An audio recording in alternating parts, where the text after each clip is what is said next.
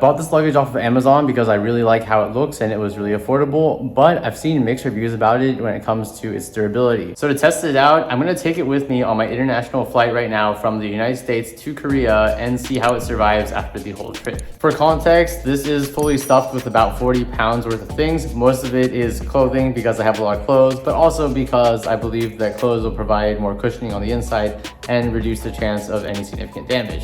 Also that way, if it does end up getting broken, then I'm not losing out on too much stuff. Here we go. Perfect.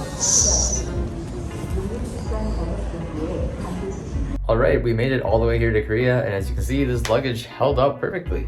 It did get a couple of marks on the front when it was going through the conveyor belt, but that's to be expected when traveling, and as you can see, the luggage itself is completely intact, and all of my things are undamaged and nice and safe. So if you're looking for an affordable check-in luggage to bring with you on your upcoming travels that will not only allow you to maximize the amount of things you can bring, but keep your belongings nice and safe, and also has a nice clean aesthetic, if I do say so myself, then pick up this one because it's a really good one to get.